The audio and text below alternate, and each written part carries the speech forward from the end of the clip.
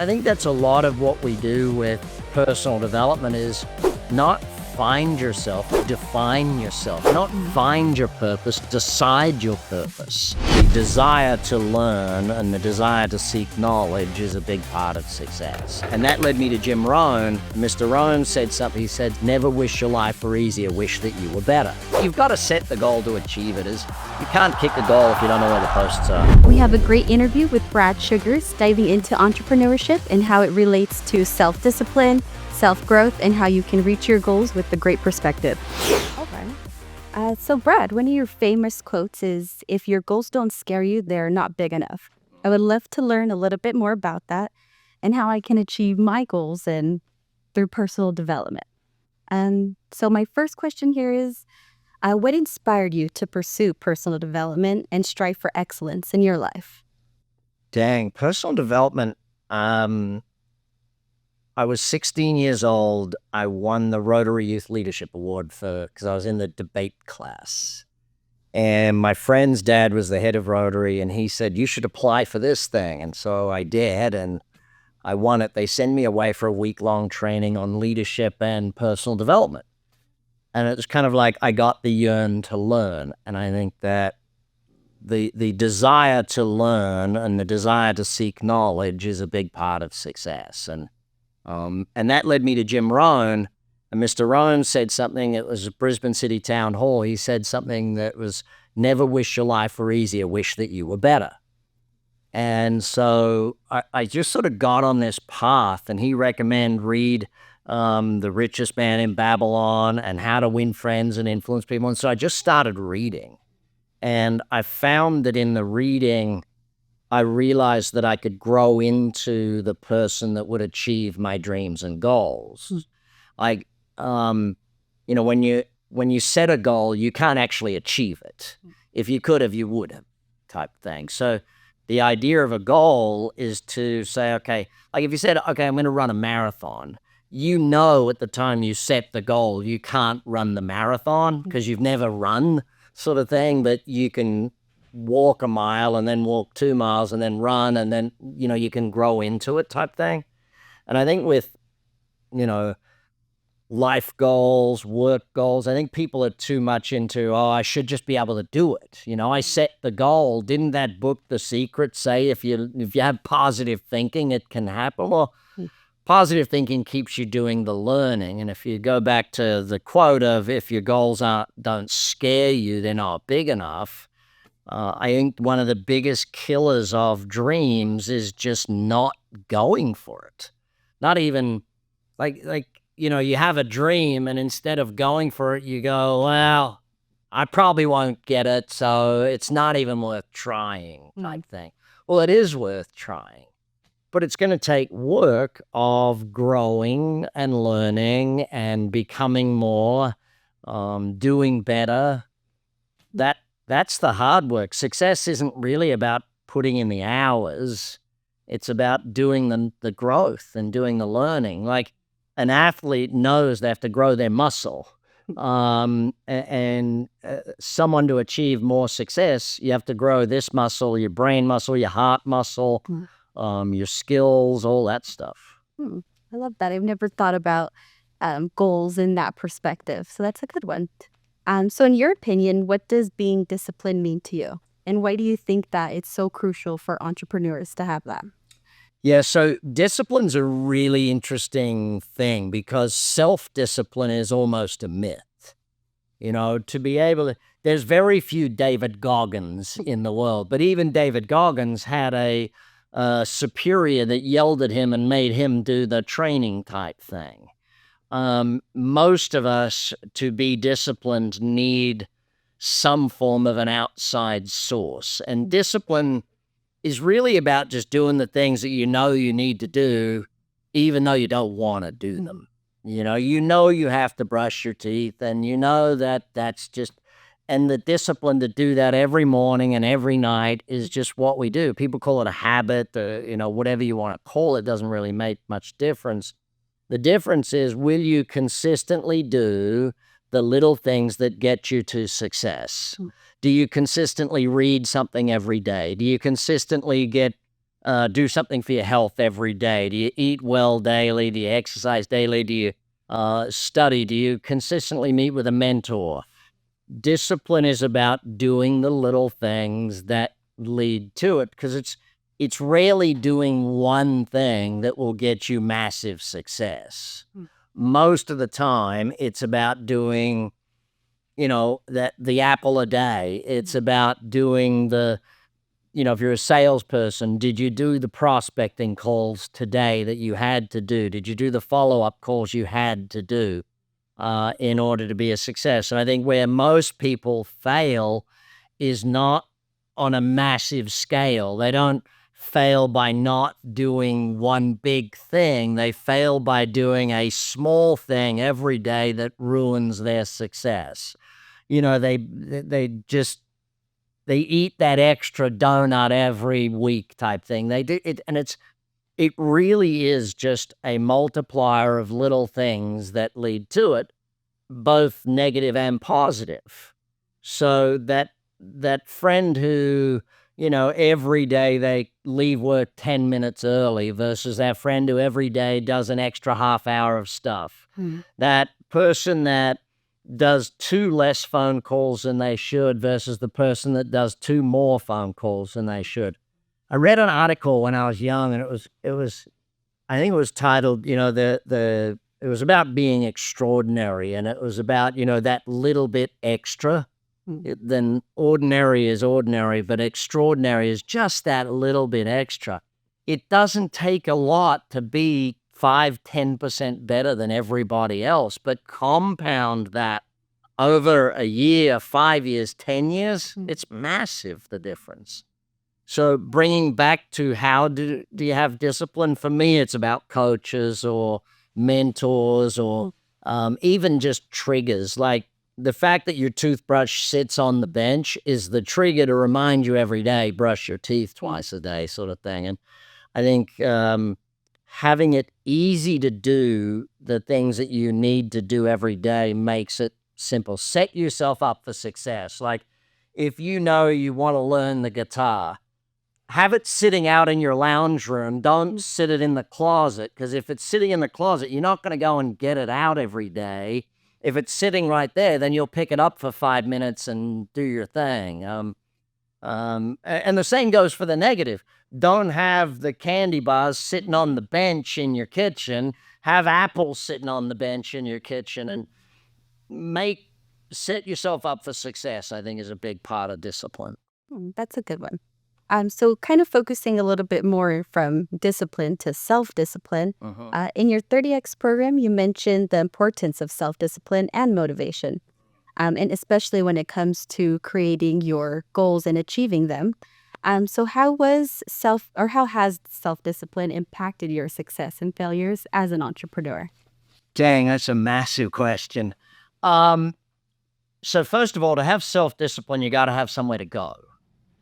Someone who is stuck where they used to be or stuck where they are, or just doing the same thing over and over, doesn't usually have a compelling reason to do something different. Most people wait for a negative compelling reason to do something, like they're going to go bankrupt or, they have a heart attack or something. There's a negative compelling reason that drives a lot of people. They leave they leave a job because finally they got fed up, sort of thing, rather than going after their dreams and goals.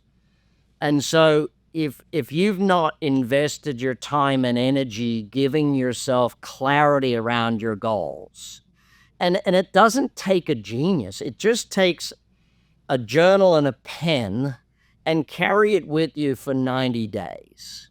And every day, add some stuff to your dream journal, bucket list journal, whatever you want to call it, doesn't matter. But document, what do you want your life to be like? If you carry a journal, and maybe one page in your journal is called, for me, I love sports, right? So I love going to sporting events. So I would write in there, attend the Winter Olympics, because I've never been to a Winter Olympics. That could be kind of cool. Go on and watch them jump off that thing and do that stuff. Like, I wouldn't mind doing that at some point in time in my life. So add it into your dream journal. Maybe a page in your dream journal is about wealth. Maybe there's a page in your dream journal about restaurants you want to eat at if you're a foodie, or it's golf courses, or experiences with your kids, or, you know what I mean? Like you could have probably 60, 70 pages that are just different titles, awards you want to win, that's the type of dream building that you do. Now, once you've given yourself compelling reasons, dreams, and dreams are sort of 10 to 20 years out, goals are 3 to 5 years back towards today, like daily goals, weekly, monthly. Once you've got that, you've got an ability to be disciplined. It's hard to be disciplined if you don't have a goal. So, like, we go back to running a marathon. If you said, okay, I've enrolled in this particular marathon, you've got a date, you've got a time, you know when, you know where, and you better be disciplined or that thing's going to hurt like crazy to get there. So the reason for discipline is step one for the self-discipline. The second thing comes to the scheduling of the discipline. So most people, when it comes to their calendar, their daily diary, whatever you call it, they leave it to chance. If I know that I have to, let's say I'm in sales, right? And I know that every day I have to do 20 lead generation calls. Well, where's that in my calendar? Do I put in, I call it a default diary, okay?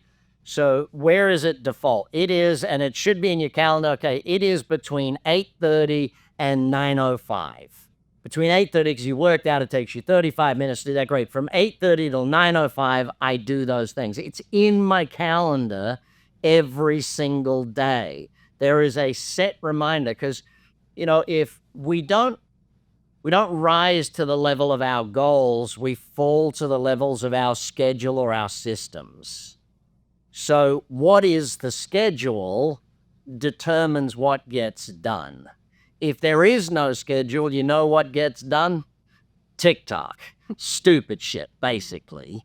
You end up passing the time doing stuff. You've heard of killing time, passing time, or investing in your time. Well, if you're making the best use of your time, you have a default that this is what I do in that many minutes of the day.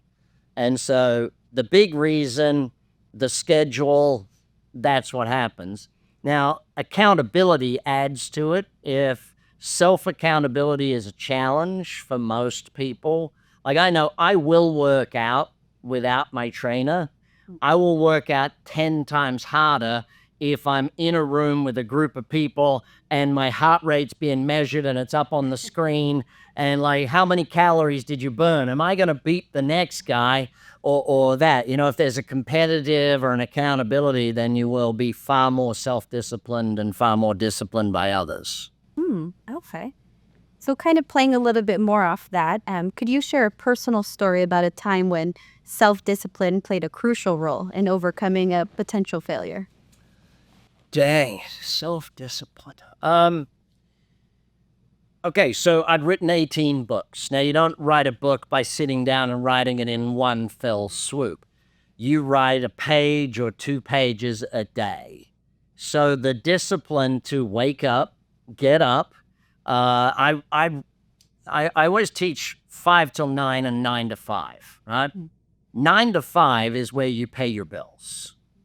5 till 9, either morning or night, depending on if you're a morning or a night person, right? I'm great at getting up early and getting the work done. So 5 till 9 is where you build your wealth and your success. 9 till 5 is where you pay your bills. Now, if you really want to go hard, you do both 5 till 9s, building your success, building your future. Mornings for me was about getting up, writing, getting that done. Once I'd done the writing, then I would do the exercise and the meditation and all of those things in the morning, get prepped for my 9 till 5 to pay the bills.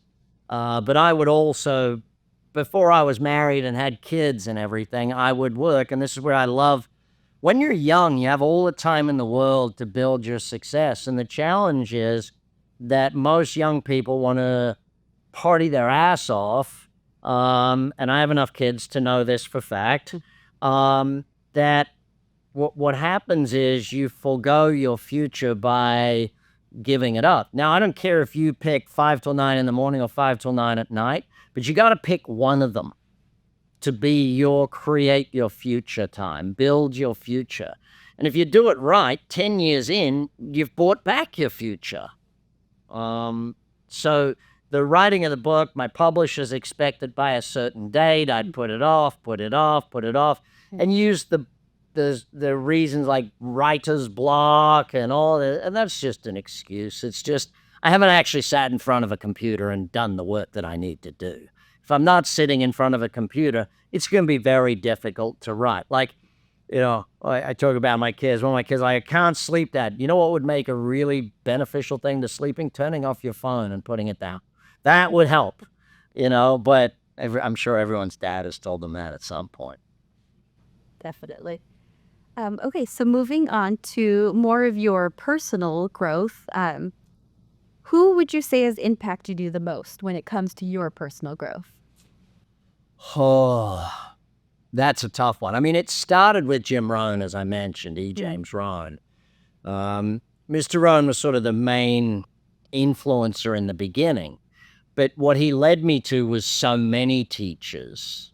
So if I was to answer that question properly, it would be myself, because I've made myself read. I'm now thousands of books read every day. I literally today, every day, listen to books on Audible, on Headway. My kids get in my car and they're like, Dad, how do you understand that? Because I put it on 2 times speed.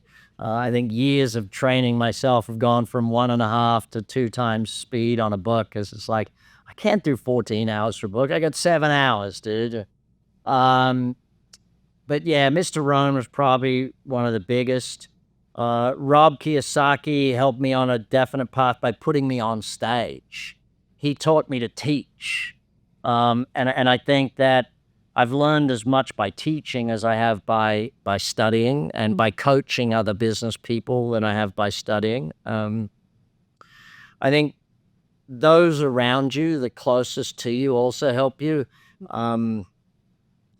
It's been said to me by a lot of people over the years that me having kids was one of the greatest things for my personal growth. It knocks the harsh edges off of you as a person, and it made me become patient, which I did not have a lot of patience as a young man. I wanted everything and I wanted it now. And that's part of why I'm successful, because I drove hard and wanted everything immediately. I was willing to put in the energy and effort and that sort of thing. But as I got older, my priorities shifted, type thing. I was working 24/7 when I was a young man in my 20s, because I could. I didn't have those other massive priorities in my life. Today, I don't do that. I would rather take my kids to school in the morning and be up with them, and I would rather have dinner with my family each night than do all those things. So, yeah. So taking from the people who've impacted you and all the books and things that you've learned, earlier you said that you had that yearn to learn, and that's led you to be the entrepreneur that you are today. But can you discuss of any specific programs or books that you've developed that kind of touch on this self-discipline or personal growth? Yeah, you mentioned 30X Life. One of the things, and it happened to me when I turned 50, and it was the middle of COVID, so there was no big party or anything. It was like, well, what am I going to do for my 50th birthday? And I got a little somber and thought, okay, I can't have the party, because I was going to have all my friends in Fiji for a week, and nope, that's out. So I literally built this studio during that time. And I came in here, and for 30 days I taught about business, and 30 days I taught about life, and 30 days I taught about wealth, and just sort of documented what I'd learned. But I also look at just the amount of mentors that I've had. I think has been a really important part to that. unfortunately, my wife and I went through the Route 91 festival, the mass shooting, and that led me to Doc Sid, who became my brain coach, I guess, for quite some time. And Doc Sid would get in my head every week and help me learn about me. I think a lot of when you're real young, it's your parents' view of the world. Like when you, I guess maybe till sort of your teenage years, it's how your parents see the world is much of how you see the world. And then somewhere in your teens, a lot of it goes to how your friends see the world. The most confident of the teens, it's more about how they see the world. And I see my role as a parent, and I see our job as people is to move from our parents' viewpoint as fast as we can through the really caring about what others think about ourselves. And some people never get through that in their entire life. They're always worried about what everyone else thinks. Some people never get past worrying about what their parents think. Like a friend of mine recently was telling me the story about how until his father passed away, he was never successful because he was just always worried about what his dad thought of him. Like it was a dad pleaser type thing. And so that led him to never form his own viewpoint of what success was and what he wanted out of life. And I think that, you get through that. If you get stuck in the what do my friends think and what does the world think, and unfortunately, social media has contributed to that it's magnified that to the nth degree, and you see it where, and I see it in my kids as well, where they won't take a single photo. There'll be 700 damn photographs, and it's a full-on photo shoot to get to a point where we can edit one of them to post on social media. Whereas like I'm the dad. We take one shot, dude, then we move on. All right, let's keep doing it type thing. I think our desire to impress others has gotten worse and worse. And it's learning about our own selves. And I define it as you know who you are, and young men in particular, right? You know who you are when you've defined your uniform and your drink. When you walk into a bar and you say, I want this, right? Then you've defined type thing. Your uniform is, what do I wear all the time? Just what, I don't want to have to think about that. It's like, I wear a pair of jeans, a long sleeve Tommy Bahamas polo shirt. By the way, Tommy Bahamas, you should sponsor me. It's like, that's what you do. And once you start to get a clarity in defining who you are, and that's why a lot of 30X Life is about who do you want to be? How do you want to define you? What do you want your life to be about? And I do a whole workshop for 2 days on purpose, defining or accepting your purpose. Some people in life have to find their purpose. Some of us are lucky enough to be given one. A buddy of mine taught me that his son was born very high on the spectrum to the point of nonverbal and he said, Brad, you know what? I was lucky. I was given my calling in life. I didn't have to go find my passion or my purpose. I was given it. And it's a good way to look at it. But I think that's a lot of what we do with personal development is not find yourself, define yourself, not find your purpose, decide your purpose. So I think that's an important aspect. I love that. Define really brings clarity to the goals, like we mentioned earlier. So a little bit more about your goals. How do you balance your ambitious goals and maintain a healthy lifestyle? Yeah, balance is an interesting word, isn't it? It's like there's this belief that you can live a balanced life, and I call bullshit. Kobe Bryant, my favorite basketball player of all time, I doubt that guy had a balanced life. He played basketball 24/7. You know what I mean? Like I like the word harmony. Dr. Ivan Meisner taught us that at a conference one time, and he said, you can find harmony in life, and there are times when my life is totally out of balance. I'm on vacation. I'm not listening to an email, or you can call me if you want, but I'm not answering. So there's no balance to my life that week or that month of the year when I'm with my family. I'm not doing stuff. I find that balance actually leads to a lack of performance. There are times when I'm on the road delivering events and delivering seminars, and you know what I want to do? I want to be on stage all day, every day for 2 straight weeks, get it done, then head home. I don't want to be balanced those 2 weeks. I want to be I'm in the zone, I'm delivering, I'm working, I'm great. It's like making a great movie. During that time, I remember Russell Crowe talking about how during the time of making a great movie, he's in character. He doesn't want to see his family. He doesn't want to get out of character. He wants to be that act, and so there's a harmony to my year, though.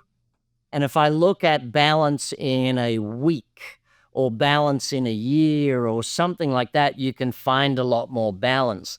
There's no balance in an hour. We don't spend 2 minutes of the hour working out and 2 minutes of the hour eating and 2 minutes of the hour. Do you know what I mean? You can find a balance in your life or a harmony in your life. Do you need to do working out on a daily basis? Yeah, there's certain things you have to do every day, showering being one of them, sort of thing, to be part of this world. But there are other ways to look at it, in the number of hours and days and weeks and months you allocate to doing those things. And I think deciding what percentage you want to allocate to each on a monthly, yearly basis is probably easier than on a daily or weekly basis. Yeah, I see the harmony is a little bit more practical than I guess the balance. I like that word better. Well, hey there, and thanks for listening. I've noticed that 78% of you are brand new, which means you haven't hit the subscribe button yet. By subscribing, you help us bring on even better guests, better quality content, and serve you better with even more podcasts. So please hit that subscribe button. It only takes a second. It makes a huge difference. If you support us, we're going to support your success and help you achieve big success together. So could you share particular tips, tools for enhancing productivity and time management skills in particular relation to self-discipline? Oh, time management, that's a real... So I like the term self-management a lot. The clock doesn't stop, 24/7 is what we all got. So how you manage yourself within that time is important. For me, my assistant, Sarah. Well, Sarah does manage me a lot. So there's self-management, there's Sarah management type thing. Sometimes it does take outside influence to manage yourself within the time you've got. A lot of it does come down to planning and deciding beforehand how you want to allocate your time. Because you've got to decide what is of highest value. Where do you get the most results? The old 80-20, the Pareto principle of 20% of the tasks will bring you 80% of the results. So how do you, and something I aim to do every year is make a list of the 20% and make a list of the 80%. And at the end of every year, dump the 80. Now, that means it doesn't get done. It doesn't mean it doesn't get done. It means someone else has to do the 80. And so if I really want to progress at speed, I have to focus on the 20. And then next year, I have to focus on the 20 of the 20. And then the next year, the 20% of the 20% type thing. But keep focusing on the 20% that gets me the results. And that's is what has to be priority one, A1 every day in what you do.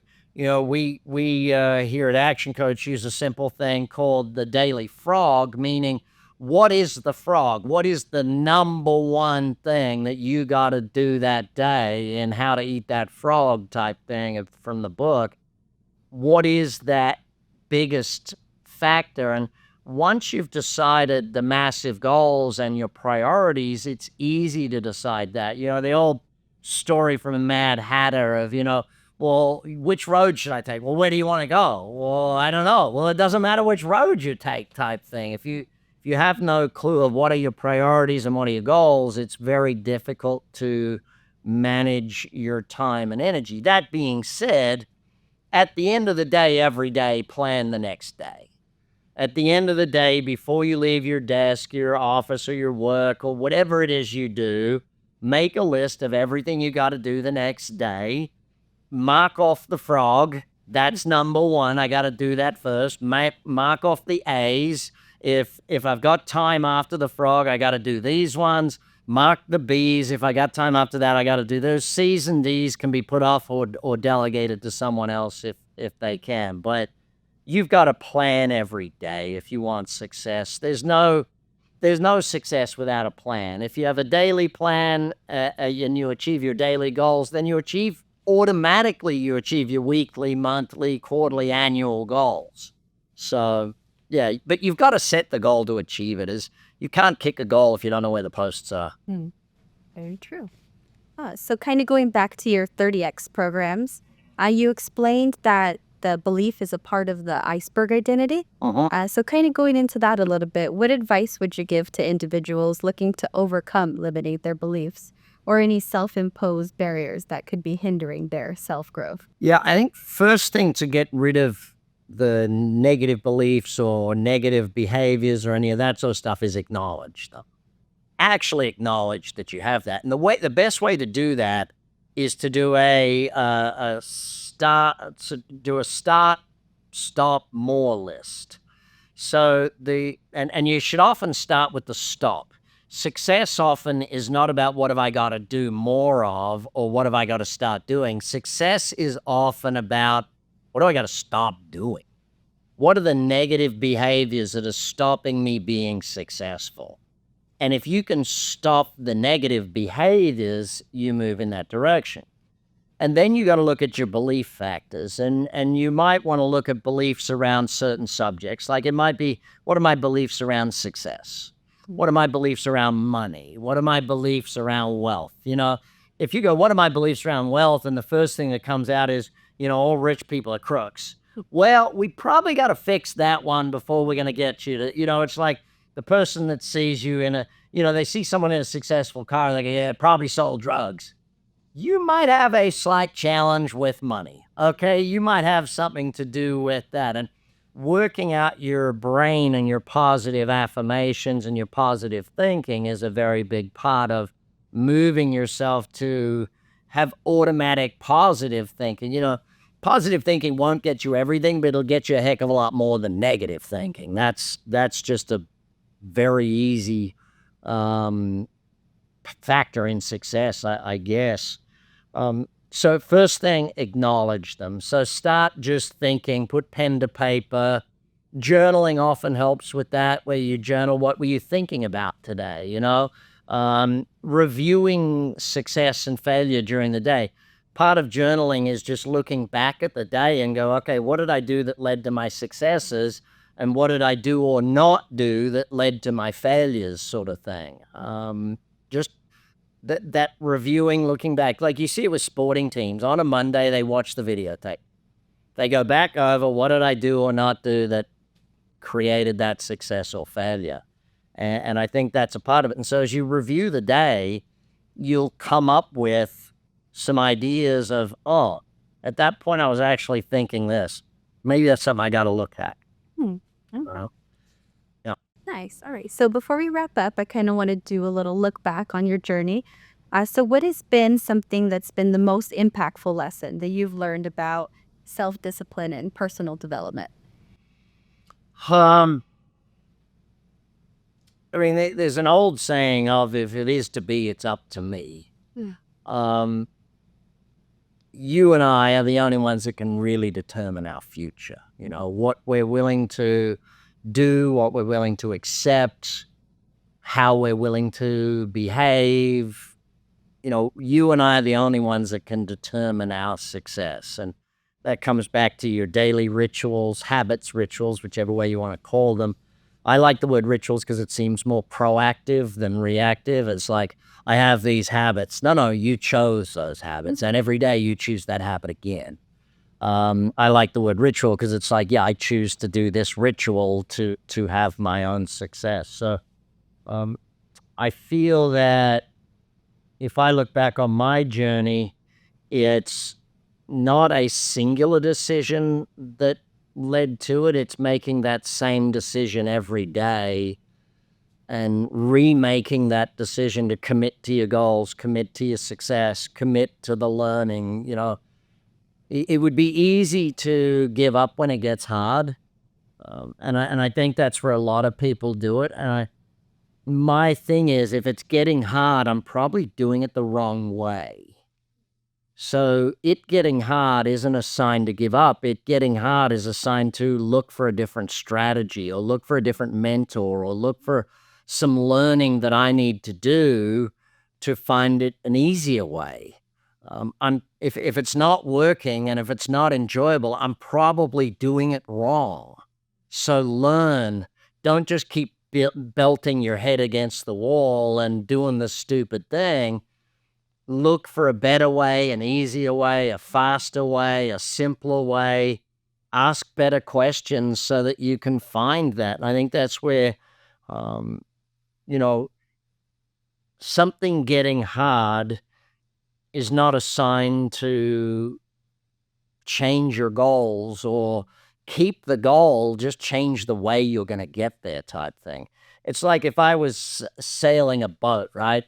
And there's this way around the island where there's massive waves and there's a tidal current and that. And there's this way where it's protected from the wind a bit and there's no real wave. You can choose which way you go, but you've got to know that your choices lead you to where you want to be. So,